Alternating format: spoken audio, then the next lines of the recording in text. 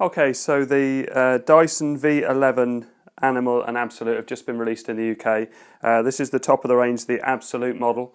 And I wanted to do a test and I wanted to take people through the differences between all the models, because there's 4 models now, the V7, which I've got, the V8, the V10 and the V11, and just go through some of the differences and which machine is right for you.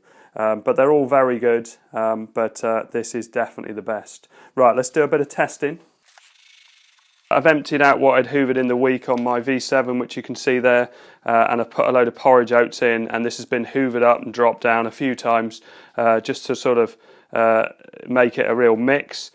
So let's put it on the new auto mode. Now, one thing really worth pointing out on these is that obviously the display, which you'd have seen in other videos, this is on eco mode, so it's predicting 49 minutes. I've been using this quite a bit this morning anyway, and it generally goes for about an hour or more, even with the brush bar. And the important thing about this is that previous times have always been quoted without a brush bar. Have always been quoted with a non-motorised tool, and so the V7 was 30 minutes, the V8 was 40 minutes, the V10 was an hour, and this they quote as an hour, but they're quoting it with the motorised tool, which is very impressive. Now this carpet this rug is a rather thick rug, so it's going to need a higher mode, or in this case I'm going to use auto. So if I press the button, you can see that it flicks to auto, and it'll actually tell me if I press it.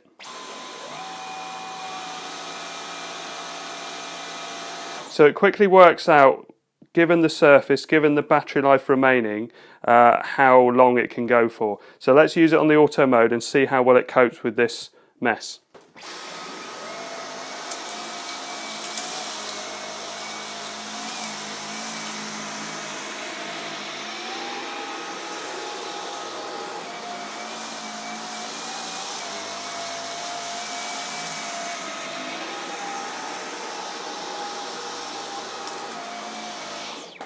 Now, just to show you how much it's already collected, this was an empty bin before I started this.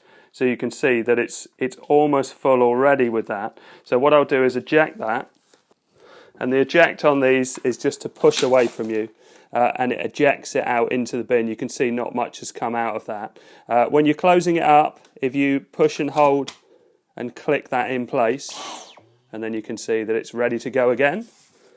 And that's how much it picked up on that one go. This is much more than I've put down in previous vacuum cleaner tests, because basically the test that I've done before, this just obliterates it, and it does it so easily that it's not even a test for it. So I'm still on auto.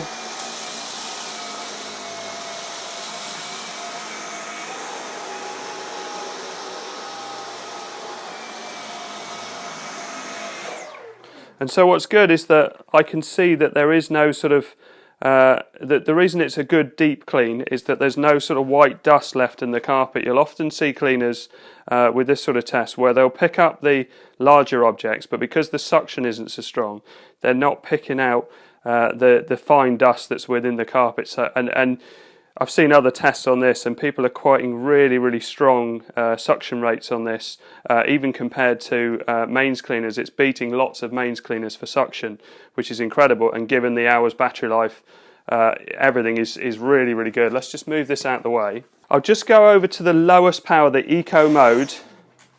So let's show you the display again. I really love this display. It's really nice to know that you're not going to run out of battery power. So on eco mode, so it's quoting 69 minutes because the head actually senses what surface it's on. As it was in the air, it's quoting a lot more. If I put it on my hard floor, so it will get some resistance. So it's still quoting 69 minutes. I mean, it's a laminate floor, so it's not going to put up much resistance. And now on the carpet, yeah, see, it goes down to 54 because it sensed the resistance of the carpet, so it works a bit harder. Really impressive, and you can actually move from surface to surface.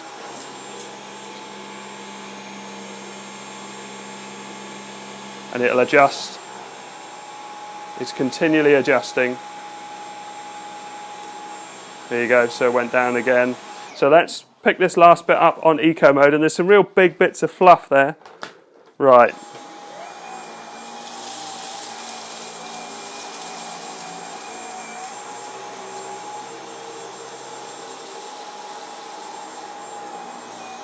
That's still coped very well with that.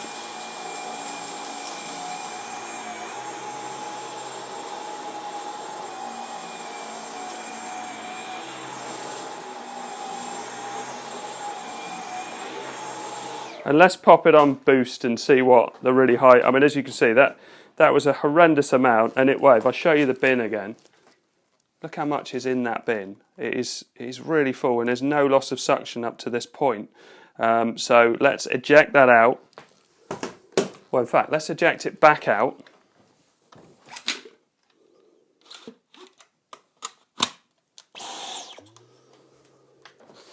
They seem to have, I think the eject has slightly improved from the V10 that I used before. I don't know if it has changed, it looks the same. But the eject comes out really nicely and clicks back in. Right, so this is obviously like a full bin. Trouble is, every time I do this, it's matting the hair even worse. What I'm going to do, because that's like blocks of hair, let's just get rid of that block. And let's try this on max. I've already stamped that in. Again, let's show you the setting here. So boost, 12 minutes.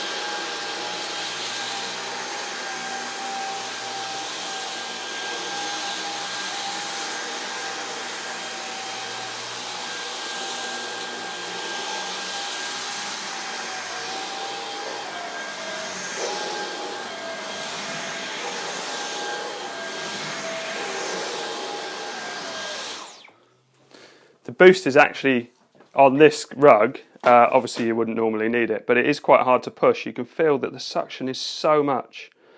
So let's go. I think I would end up using this on auto almost all the time because it's always working out and you're getting a good range of battery life.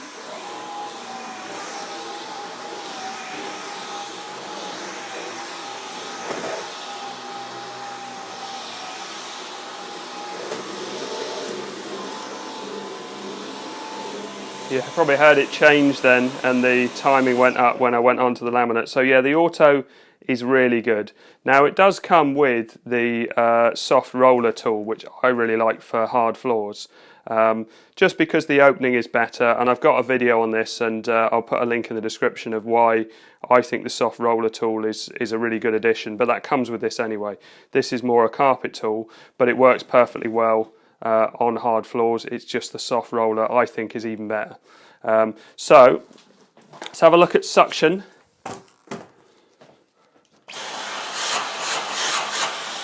Yeah, it is really strong suction, and on boost that's really strong. Right, so let's eject it out, close it up, and I just do that to clear off the last little bit. There you go. Now the weight of these, now here's my V7 next to my V11, and definitely the V7 is a lighter machine, but with the ergonomics of this machine and the way it's weighted, it doesn't feel heavy when you're using it with the stick. It is heavier, so obviously try these out if you're looking in store. The V7 is the lightest of all of them because it's got the smallest battery and different design and everything. The V8 has extra 10 minutes of battery, so it is a little bit heavier, but not very much.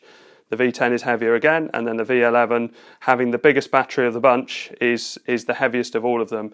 But again, because a lot of it is to do with how well it's designed, and I seem to have more room with my thumb, because I find with my V7 my thumb's actually close to the top here, and there's a bit more room on the V11, so I find this a little bit more comfortable to use. But yeah, it's worth trying them all out, because if you have a small property, you don't need the extra battery life. I mean, this is the best cleaner and it's the best suction, and obviously if you don't want to have to worry about batteries running out, then that's going to help. But this is a 3-bedroom, well, it was a 3-bedroom house, it's now a 4-bedroom with an extension, but it's not a big house. It's got a couple of rugs, all hard floors apart from the landing and the stairs. So easily this machine, I've never run this battery out in doing the house on a normal charge. So for me, the V7 is still fine. The reason I might go for the V8 over the V7, apart from the extra battery life, it's got slightly better suction, and also it comes with a filter, so a post-motor filter. So all the air that goes in comes out through here, and you don't really notice it. I mean, I've never really noticed anything visibly coming through the motor. The filter does a really, really good job of filtering that out. But the V8 has a clip-on filter which cuts out a massive amount from the air. So really, really good on the V8, and still worth recommending. The V10 is the same design as this, and what's really good about the V10 and the V11 is how it uses the suction. So everything is in a straight line. So the suction goes in, and you can see there's a hole at the top here, and because it's spinning it around, it's pulling it in and then dropping it down to the bottom of the bin. And that mode is much straighter than it is on something like my V7, where it's got to go in and around a corner. So they're more efficient on the V10 and the V11, so that's a better design. The V10 and the V11 have excellent filters, and they're really easy to wash.